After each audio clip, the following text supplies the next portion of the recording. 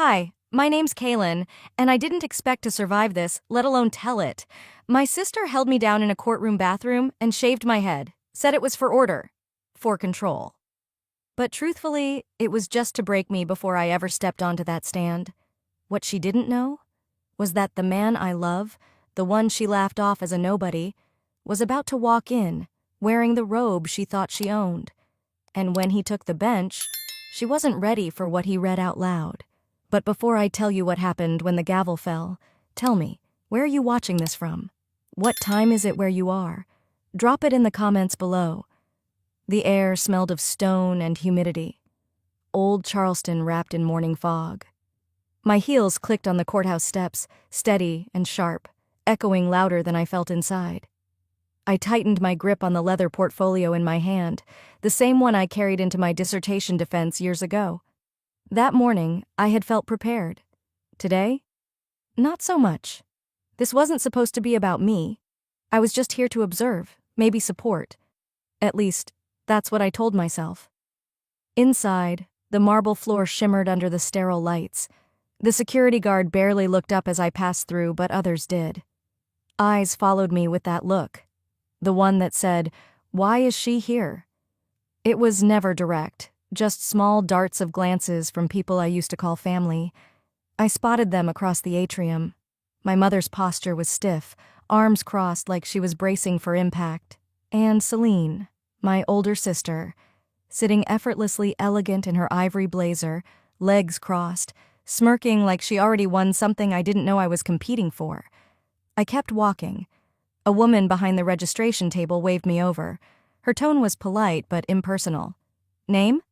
"Kaylin Monroe," I answered, offering a faint smile. She looked down at her list, frowned slightly, then handed me a badge. I took it without glancing, until I clipped it onto my blazer and felt a chill crawl up my neck. Printed in bold black letters, K. Nobody. I blinked. This isn't right," I said, voice low but firm. "It should say Monroe. Kaylin Monroe." The woman barely looked up. "That's what the list says, ma'am. If you'd like to speak to someone, you'll have to wait. But you can't enter the courtroom without a badge." The words hit harder than they should have. I wasn't even surprised. Not really. From across the atrium, Celine was watching me. She raised her phone slowly, deliberately, and I saw the soft click of a snapshot as her screen reflected my badge. She tilted her head and grinned, like a child who had pulled a prank and couldn't wait for the punchline. I didn't flinch. I just nodded and turned away. If this was a game, I wasn't going to give her the reaction she wanted. I adjusted the badge, smoothing it down against my chest like I wore it proudly. But my hand stayed there too long, pressed hard. I could feel the edges biting into my palm. It was like someone had scrawled the truth of how they saw me. Like I didn't matter, didn't belong. Maybe they believed it. Maybe they wanted me to believe it too. The hallway to the courtroom was quiet. Too quiet. Each step I took felt heavier, like my shoes were sinking into the floor. My mother turned away when I passed, just slightly, but enough. This wasn't just about a court case. This was a message. The badge was a statement, and Celine had delivered it with flair. I found my seat on the far side, nowhere near the family rows. As I sat, I glanced down again. K, nobody, not even a typo. A choice. Maybe I'd always been a ghost in this family. The quiet one. The one who said sure too easily. The one who didn't fight back because she thought being silent was the noble thing. Maybe they mistook my silence for weakness. I gripped the badge again, tighter this time, letting the edges dig in until I felt something sharp, like a warning. From across the aisle, Celine leaned over and whispered to our mother, then laughed behind her hand. They weren't even trying to hide it anymore. The court doors opened. People shuffled inside, heels clicking, papers rustling, the distant coughs of someone bored or bitter. I stood to enter. Celine passed by me, slowly, her perfume trailing behind her like a second skin. She leaned in close, just enough so I could feel the warmth of her breath as she whispered, "No one invited you, Kaylin. Just know that." She didn't wait for a response. And I didn't give her one, because I already knew what this was. This wasn't their custody hearing. It was mine. The door shut behind me with a quiet thud that echoed louder than it should have in a courtroom full of whispers and waiting eyes. I took a seat near the back, not far from the counsel table, but far enough to stay unseen, if such a thing were possible in a room designed for exposure. The badge still clung to my blazer like an insult I hadn't asked for. I sat up straight, crossed my legs, and tried to disappear into the fabric of the chair. The judge hadn't arrived yet. I wasn't on the docket, not officially. I was only here to support a distant cousin's custody hearing. Or at least, that's what I had been told. That's the story Celine gave me anyway. Now, I wasn't so sure there ever was a cousin. The courtroom lights dimmed slightly as Celine's attorney stood, smoothing the front of his suit with theatrical precision. His voice was calm but heavy with performative authority. Your Honor, we'd like to begin our statement with a brief presentation, just to provide some necessary context about the environment surrounding this case. Context. That word hit me wrong. I blinked as the screen on the far wall lit up. A projector buzzed softly. A PowerPoint interface blinked to life, and there it was, my face, huge, blown up tenfold, my shoulders hunched, my expression mid-blink caught off guard, and below my face the badge, clear as daylight. K. Nobody. Gasps fluttered across the room like a wave breaking on a shore. A few people shifted in their seats. One juror raised their eyebrows, another whispered to someone next to them. Celine's attorney gestured with one hand, smooth as a salesman. This image was taken just this morning. We thought it was important to show how certain individuals have inserted themselves into this proceeding, uninvited, unscheduled, and potentially unstable. Unstable? I gripped the bench so hard my nails pressed into the polished wood. I didn't move, didn't blink. The lights made the sweat gather along my collarbone. I forced my jaw not to clench. I wasn't going to let them have that. The lawyer tapped the clicker again, bringing up a second slide, metadata and timestamps. But something was off. The time code said the photo had been taken at 7:16 a.m., before court even opened, before I arrived. That's not possible. I had parked at 7:52. I remembered because I had looked at the time while checking the court map. I had even taken a photo of the courthouse myself, time-stamped. My throat went dry. My mind clicked into place like gears grinding against one another. They'd faked it. Celine, or someone in her circle, had altered the timestamp metadata. She wasn't just humiliating me, she was framing me. A whisper from the judge broke the silence. Was Miss Monroe even on the witness list? The attorney's lips curled into something too smug to be accidental. No, Your Honor. She appeared of her own volition. Walked in with that badge on, sat herself down, and, well... He let his voice trail off like it pained him to say the rest. You can't teach people boundaries. I turned my eyes toward Celine. She didn't look at me. She didn't need to. She knew I'd look. She simply straightened her skirt and watched the screen like she was proud of it. I'd seen this tactic before, years ago, 16 years old to be exact. Our parents had thrown a dual birthday party for us every year since we were children.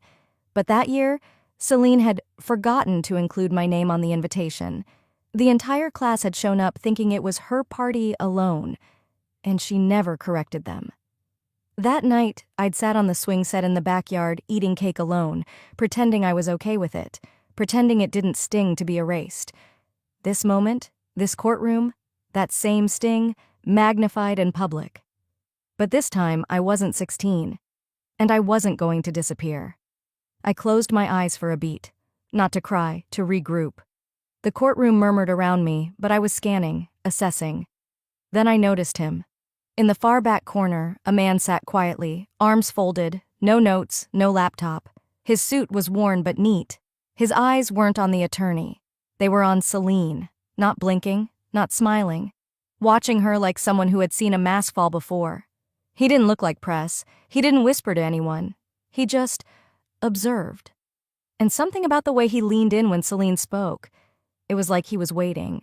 Not for the story, but for the moment she'd slip. He didn't take notes. He just watched Celine, like he already knew what she was. Before I could piece together who the man in the back was, a soft rustling broke the tension. A clerk moved toward the judge with a sealed envelope. Plain, no markings, no stamps, just crisp and ominous. Something about the way the judge's brow furrowed told me it wasn't part of the original proceedings. "Your Honor," the clerk said quietly, "this was delivered just now. Marked urgent. Anonymous sender." The judge opened it slowly, like peeling back something rotten. Silence swept through the courtroom again. His eyes scanned the contents, then paused, longer than he should have. He glanced my way for a second that stretched far too long before turning to the court reporter. "Please record this as an addendum to the hearing exhibits," he instructed, and tapped the document twice before setting it down with a heavy sigh. Then he looked straight at me. "Miss Monroe," he said, voice measured but not unkind, "are you aware that there's a psychological evaluation bearing your name from the Charleston Mental Health Institute dated November 2012? My pulse faltered. The words caught in my throat. That place, that year. I hadn't spoken of it in over a decade. I barely let myself think about it. It wasn't therapy, it wasn't healing. It was silence dressed up in sterile paperwork. The attorney stood again, lips curved into something too controlled to be sincere. "Your Honor, we present this only to provide full context around Miss Monroe's mental stability. The document was unearthed by a concerned party. We believe it speaks volumes." The page turned on the projector. Clinical, stark. Diagnosis, emotional instability, behavioral dysregulation. I didn't recognize the words because they weren't mine. They weren't me. I wasn't unstable. I was 22 and locked outside during a snowstorm by my sister. I was barefoot, sobbing, after she had turned the deadbolt and turned off her phone. It was supposed to be funny. Her friends laughing from the window. "She'll be fine. She always freaks out over nothing." I had collapsed on the steps, half frozen, shaking uncontrollably until a neighbor called an ambulance. But the next morning, our mother had whispered, "This is what happens when you overreact. People will think you're crazy. Do you want that?" She drove me herself, quietly, deliberately, to a hospital an hour away. She signed the papers. I stayed there for 72 hours, and when I got back, no one in the family brought it up again. Not even me. Not until now. My heart pounded like it was trying to claw its way out. But my face? My face didn't move. I wouldn't give Celine the satisfaction of watching me break. She sat still at the table, hands folded, lips tight, but there was the faintest upward twitch at the corner of her mouth. Like this was her masterpiece finally hanging on the gallery wall. "This isn't therapy," I whispered to myself. "It's erasure." Because that's what they did. Reframe everything I survived into some shameful fiction. If you control the narrative, you don't need the truth. I glanced toward my mother.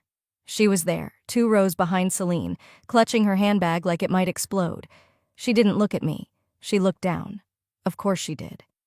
The judge asked if I had any statement in response. I stood, slowly, and cleared my throat. My voice trembled, but not from fear. That file was created without my consent. I was never diagnosed. I was placed in that hospital by family members who wanted to avoid scrutiny, not because I was a danger to anyone. The real danger was being locked out in a storm for existing. A murmur rippled. The judge didn't respond, just nodded for the record to reflect my statement. No judgment, no acknowledgement, just paper. Because in a courtroom, facts don't matter, only what's written. I sat down and caught a movement out of the corner of my eye. The man at the back, he stood for the first time.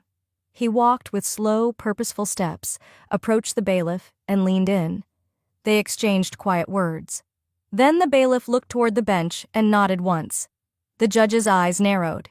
He picked up the microphone. "Miss Monroe," he said again, "please remain seated. There's been a development." Celine's head whipped around, and for the first time all day, she looked afraid. The judge's gavel tapped twice, not to end the session, but to pause it. A ripple of tension moved through the room like heat off pavement. "We'll take a brief recess," he announced, though no one moved. "Counselors and parties involved, please join me in chambers." Vincent Wexler didn't wait for an invitation. He walked with a precision that felt military, his coat never wrinkling, his eyes never shifting. He passed Celine without so much as a glance, but she flinched anyway. I followed the flow of suits and silence down a narrow hallway to the private judicial chamber. The wood felt older here, less performative, like the truth had no need for grand architecture. The judge closed the door behind us. "Mr. Wexler, I assume you're not here on vacation." Vincent nodded once and placed a sealed manila envelope on the desk. A faint watermark from the Department of Justice shimmered under the chamber lights. "You'll want to review this before allowing the hearing to proceed further," he said evenly. "It pertains directly to the misuse of sealed federal records, namely Exhibit 14B, which was submitted to malign Miss Kaylin Monroe's credibility." Celine opened her mouth, probably to object, but the judge raised a hand. "You're saying Exhibit 14B was obtained illegally?" Vincent tapped the envelope. "She used a court system login credential not assigned to her. We've been monitoring several flagged queries made under Judge Harmon's staff access credentials, dating back 2 months, all tied to this hearing. All tied to Miss Celine Monroe." I didn't speak. I didn't breathe. I watched as Celine's expression stiffened like fresh clay under heat. "This is absurd," she snapped. "You can't just barge in here with some vague accusation." "I'm not here to accuse," Vincent cut her off. "I'm here to confirm what we've already documented. You accessed mental health records sealed under HIPAA protections. That's a federal offense." The room went very still. Vincent turned slightly toward me but never softened. "We've been investigating a pattern of ethical violations tied to Miss Monroe's legal activities. This custody hearing gave us probable cause to expand scope." Celine looked at the judge like she couldn't believe what she was hearing. "You can't take his word over mine. I've worked in this system for years." "That's exactly why this is serious," the judge said flatly. "You know better." Celine's attorney, who had been silent so far, finally spoke. "We'll need time to review any evidence." Vincent was already flipping open the packet. The top page bore Celine's name, time-stamped login credentials, and a list of accessed files, including mine. "This isn't a gray area," Vincent said. "It's black-letter law. Miss Monroe's behavior suggests a pattern of manipulation that includes falsifying metadata and weaponizing sealed documents for personal advantage." And then he said the line that hit harder than anything I expected.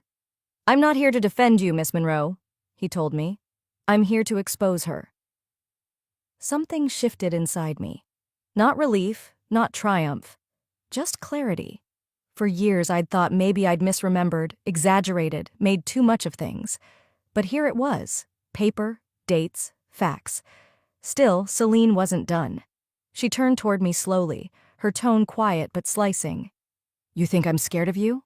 I built this courtroom. You're just a footnote I let stick around too long." My hands clenched, but not with fear. I stepped closer, voice low but steady. "Then it's time to tear it down." The hallway felt colder when I stepped out of chambers, like the temperature had dropped 10 degrees just for me. My heels echoed against the marble, the click-click cadence of a woman trying to keep it together. Celine was already there, leaned casually against the wall as if she hadn't just been exposed. Her face was calm, almost amused. She tilted her head when I approached. "Cute little show back there," she said, her voice low and syrupy. "But you should know, it only takes one signature to have you held for a 72-hour mental health evaluation. You sure you want to keep pushing?" Her words landed soft but stung sharp. Around us, courthouse staff moved with deliberate ignorance. No one made eye contact, no one intervened. That was the thing about power. It didn't have to be loud. It could whisper in hallways, dressed in a navy pantsuit and a smirk. I opened my mouth, but no words came. Not yet. My chest was tight, breath shallow. Celine smiled wider. "Didn't think so," she said, brushing past like she'd won again. I didn't know where my feet were taking me until I found myself on the stone steps outside. The sun was out now, harsh and too bright, like it hadn't gotten the memo that everything inside me had gone dim. I sat down on a bench under a bare tree, just enough shade to hide in, not enough to comfort. A few pigeons scuffled around the edge of the sidewalk. I didn't look at them. I just stared at my hands, still shaking. A memory surfaced, uninvited. I was 22. There'd been a snowstorm, unexpected and brutal. I was locked out of our shared apartment because Celine forgot I was supposed to be home that weekend. I pounded on the door for 30 minutes before a neighbor let me in. That night, I had my first full-blown panic attack. Our mother told me I was being dramatic. A week later, I was in therapy, not to get better, to be quiet. "Celine doesn't lie," my mother had said. "She just remembers things better than you." I pulled out my phone, thumb hovering over Langston's contact. I typed, "Maybe it's not worth it." Then I stared at the blinking cursor. For too long. "You okay, ma'am?" I looked up. A young woman stood a few feet away, holding out a water bottle. Her courthouse badge read Naira. Her brown eyes were cautious, kind. "I saw what happened," she said. "That woman, your sister, she treats people like tissue paper. Uses 'em, tosses 'em." I accepted the bottle. "You work for her?" "Interned. Not anymore." A pause. Then she added, "You didn't let her win yet, so don't." The words hit harder than they should have. I'd said something like that once, years ago, to a freshman at college whose roommate trashed her art project out of jealousy. I didn't even remember the girl's name, but I remembered her tears, and how she smiled when I told her not to give away her victory just because someone louder said she'd lost. I stood up. My body still felt unsteady, but something inside me had locked back into place. Naira watched me. "Whatever you're about to do, make it hurt," she said, her tone half joking, half hopeful. I nodded. "It won't just hurt. It'll echo." I walked to the far end of the courtyard and dialed Langston. He picked up on the first ring. "Talk to me." "I'm ready to file the motion," I said. "Use the full clause. Whistleblower status. No redactions." There was a pause. Then the familiar grit of his voice returned. "It's about time, Monroe," he said, and the phone went silent. By the time I stepped back into the courtroom, the air had shifted. The chatter was gone. The judge's assistant stood by the double doors, instructing reporters and visitors to leave. Closed session. Only legal counsel, essential staff, and involved parties would remain. Langston gave me a subtle nod as I took my seat. His calm steadied me, until the opposing attorney stood up and requested permission to call an expert witness in defense of character context. That phrase alone sent warning bells through my chest. The judge adjusted his glasses. "Proceed." The doors opened again. A tall, lean man with a goatee and cold, polished demeanor walked in. "Dr. Adrian Wolfe," the clerk announced. My stomach turned. The name wasn't unfamiliar. Years ago, during the fallout of my second year at Harvard, he'd been mentioned once, briefly, by my department head, but I had never been his patient, never even spoken to him. Dr. Wolfe took the stand with a practiced ease. "I'm a clinical psychiatrist with 22 years of experience," he began. "During the Harvard International Fellowship cycle, I was consulted regarding a fellow named Cailin Monroe. Concerns of erratic behavior, emotional dysregulation, and institutional defiance." A ripple of murmurs. I froze. I couldn't breathe. I heard someone, Langston maybe, say, "Objection," but it was drowned out in the sudden noise. The judge rapped his gavel once. "Let him finish, then you may rebut." Celine sat in the front row, hands folded neatly in her lap, gaze locked on me like she was watching a performance she'd already seen the ending to. Dr. Wolfe continued, "Though no inpatient treatment was formally mandated, I advise temporary leave from duties. It's my professional opinion that Miss Monroe's profile reflected patterns of paranoia and displacement." My pulse pounded in my ears. I wanted to stand, to scream, but I did neither. I waited. I needed to wait. Langston slid a manila envelope across the table. Inside, a scanned letter bearing the signature of Professor Lila Marks, the fellowship director. I unfolded the sheet with shaky fingers. It read, "To whom it may concern, Cailin Monroe remained in active standing during all fellowship duties. She was never placed under evaluation, nor did she meet with any psychiatric staff. Any statement to the contrary is inaccurate and not reflected in institutional records." The judge asked if I had anything to submit. I stood. "Your Honor, I respectfully request permission to present sealed records from my academic file, including internal grievances and personal statements, on the record, and I'd like to be the one who reads them." There was a pause, a long one. The judge looked at me for a beat, then nodded once. I opened the folder. My hands were cold. I had memorized every word over the years, but this was the first time I'd ever said them aloud. I, Kaylin Monroe, filed a confidential harassment complaint against 3 peer fellows on March 17, 2014. No action was taken. Flip. On May 9, 2014, I was treated for a stress-induced ulcer following months of work sabotage. I was told I was overreacting. Flip. Emails between Professor Marks and the grant committee indicate concern about interpersonal targeting, with Kaylin as the documented target. I kept going. The courtroom was silent. No coughs, no rustling paper. Just my voice and the truth. Celine didn't interrupt. She didn't flinch. When I reached the final page, I paused. I was told, "You always make things harder than they need to be." That wasn't a diagnosis. That was a warning. I folded the record closed with trembling fingers and looked straight into Celine's eyes. Outside the courtroom, the early fall breeze rustled through the live oaks lining Broad Street. I stood at the base of the courthouse steps, taking in the stillness before the storm. My breath fogged faintly in the cool morning air, the silence around me oddly soothing. I hadn't slept much in the past week, not since the hearing adjourned, not since I read those words aloud. But for the first time in a long while, I hadn't woken up feeling small. As I entered the courthouse lobby, I caught whispers, a hushed tension in the air like something unscripted was unfolding. 2 clerks near the security desk were murmuring, just barely audible. "Did you hear who's presiding today? I thought Judge Merrill had this docket." "No, Merrill's out sick. Substitution was filed late last night. Monroe's on the bench now." I paused mid-step. Monroe, not me. Langston. My stomach dropped and flipped at the same time. I walked slowly through the metal detector, my bag held tight against my chest. By the time I stepped into the gallery, all eyes were already forward. The court officer stood tall by the door.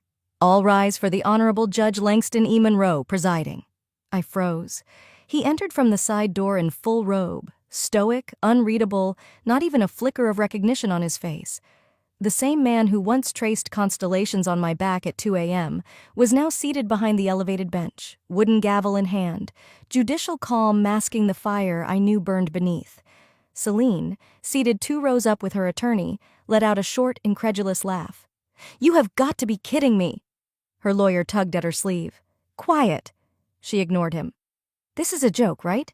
Her fiancé gets to decide the case now? What's next? Jury made up of bridesmaids?" Langston lifted his head slightly. "Miss Monroe, please be advised. I filed my judicial recusal from all familial affiliations effective 3 weeks ago. My assignment today is strictly procedural and was confirmed through the clerk's office." He tapped the file in front of him. "Now, shall we proceed?" Celine shrank back, lips pursed tight. Her voice didn't carry that same confidence anymore. Langston turned to the courtroom assistant. "Please enter into Record Exhibit 7C, full audit disclosure of Monroe Family Trust and associated nonprofit activities." The screen came alive behind him. Lines of figures, names of vendors, timestamps, wire transfers. I'd seen the paperwork, yes, but hearing it read aloud by someone with the power to act on it made my skin tingle. Langston's voice was even, but every word was a scalpel.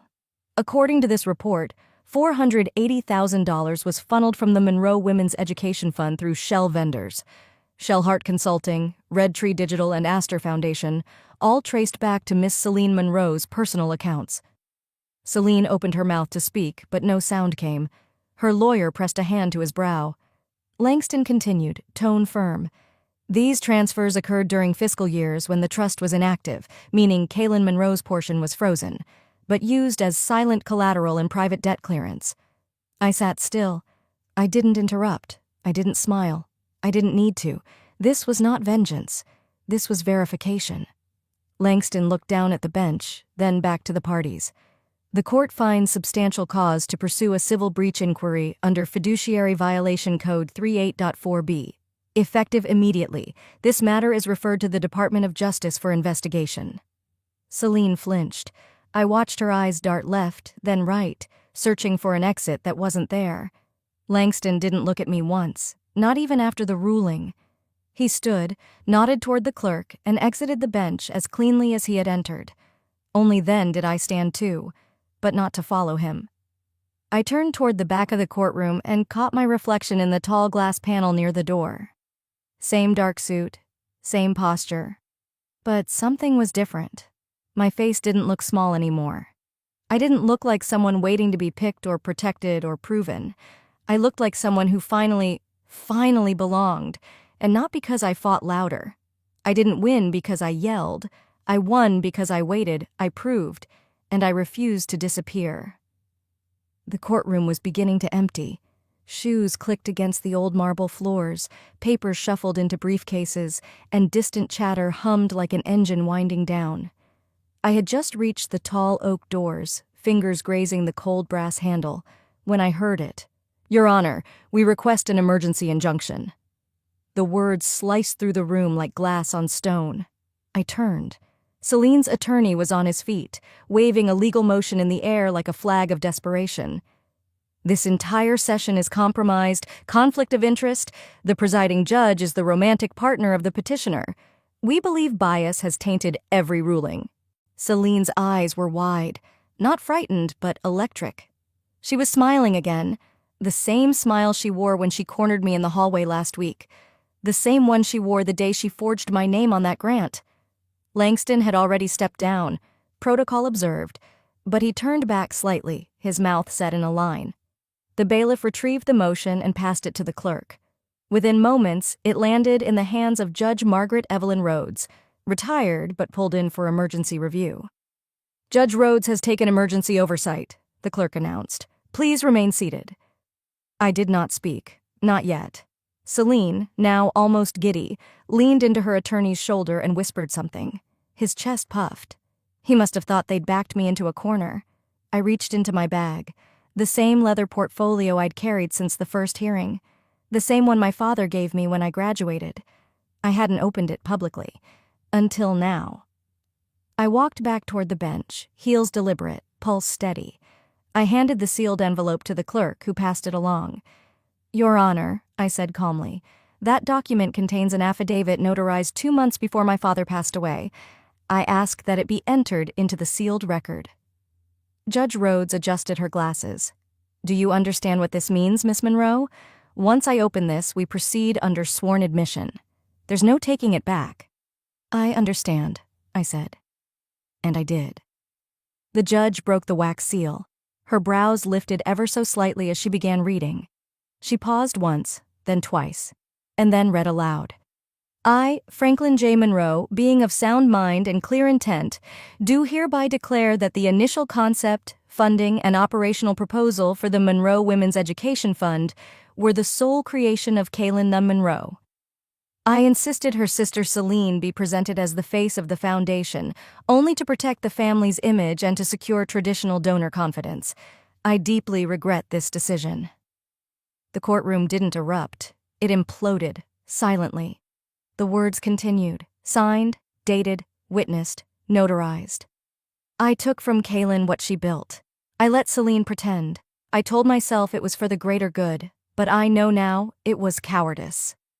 Celine shot up. "This is fake! He would have never—" Judge Rhodes held up a palm. "Sit down, Miss Monroe." Celine's mouth opened, then closed. Her voice, for the first time, had nowhere to go. Judge Rhodes continued. "The motion to suspend proceedings on the basis of conflict is denied. The document provided is valid. Furthermore, based on this affidavit and accompanying financial disclosures, this court rules that Miss Celine Monroe shall be removed from all founding and operational documents of the Monroe Women's Education Fund effective immediately."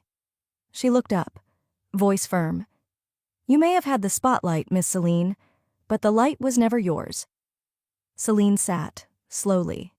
Her attorney pressed his fingers to his temple, already sensing the appeals process forming like storm clouds. The clerk walked toward me with a fresh copy of the revised Articles of Incorporation. My name, alone, now sat at the top. Founder. I took the paper with steady hands and said nothing. There was nothing to say that the truth hadn't already spoken louder. The sun was beginning to dip outside the courtroom windows, casting long amber light across the benches. It touched Celine's face, but for once she wasn't basking in it. She looked smaller now, not ruined, but exposed. And me? I didn't feel like a winner. I felt like a woman who'd been walking with stones in her pockets for years, and finally set them down. Truth, it turns out, isn't a firework. It's a weight, one that settles so deeply no one can lift it for you. But once it lands, there's no denying it exists. Power didn't look like shouting. It looked like holding the truth until it was too heavy to ignore. 3 weeks passed. The courthouse had faded into memory, not gone, but quieter now, like thunder after a storm. My name had been cleared, my rights restored, my work legally mine again. But freedom? That was still something I was learning how to carry. That morning, I arrived early, before the staff, before the noise, before the world. The sun was barely stretching over the rooftops, casting amber streaks across the sidewalk in front of the new center. A pair of sparrows hopped along the concrete as if they too were checking the place out. The community center had been rebuilt from the inside out, literally. The court had ordered full financial restitution. The shell companies were shut down, the crooked contracts revoked, every siphoned dollar clawed back and returned. Inside, it smelled like fresh paint and new beginnings. The walls, now a soft dove gray, were bare for now, waiting for art from the girls who would soon fill this space. I walked through the hall slowly, touching door frames, window ledges, the edges of the bulletin board in the common room. For the first time in years, I didn't feel like I had to brace myself before turning a corner. There were no shadows left to dodge. It was mine now. All of it. Not just on paper. In truth. Celine hadn't apologized. She hadn't looked at me since the ruling. A week ago, she'd held a brief press conference, just long enough to announce her voluntary step back from public leadership to focus on personal reflection. She didn't say my name. She didn't say sorry. She blamed the shifting culture and miscommunication, like the foundation had simply malfunctioned on its own. People asked me if I wanted to go on air, respond. Some even pitched a book deal. I said no to all of it. Let her fill the silence with spin. I was done filling mine with defense. Langston had visited once, just once. He didn't bring flowers or excuses, just stood beside me while we watched the staff prep the art tables. He asked gently, "Do you want me to stay?" I took a long breath before answering. "I think I need to see who I am without someone rescuing me," I said. Even if that someone meant well. He nodded. He didn't argue. He just placed a hand on my shoulder for a moment, then left. Some things, I've learned, aren't meant to be rebuilt. They're meant to be remembered right. Later that morning, I stopped by the art room. A handful of girls were already there, led by a new volunteer named Ari. She was no older than 20, eyes bright behind thick glasses. One of the girls, maybe 8 or 9 years old, was sitting at the far end of the table, working intently with red paper in her small hands. When I approached, she glanced up and smiled shyly. Without a word, she held something out to me. It was a paper crane, folded neatly, carefully, the wings a bit lopsided, but proud. I froze. Years ago, I'd made one just like it. I had given it to Celine when we were teens, after she'd won her first debate competition. I thought it was a gesture, a quiet token of sisterhood. She'd laughed, crumpled it, said I was always doing weird little things that no one asked for. Now, here was a child offering me the same shape. No sarcasm, no demand, just something beautiful made with care and given freely. I took the crane gently from her hand. It was still warm from her fingers. "Thank you," I said, voice hushed. She beamed. "I make them when I feel calm. Maybe you needed one." I nodded. Maybe I did. Outside, the sun had climbed higher, brushing the sidewalk with gold. I stepped out with the paper crane still in my hand, sunlight on my face. And for once, I didn't need to explain anything to anyone. Not to Celine, not to Langston, not to the media or the past or the pages of sealed affidavits, because sometimes healing doesn't roar. Sometimes it folds itself into a small red crane and says, "You're allowed to begin again." The crane was still warm from the girl's hand. I tucked it close and walked into the sun,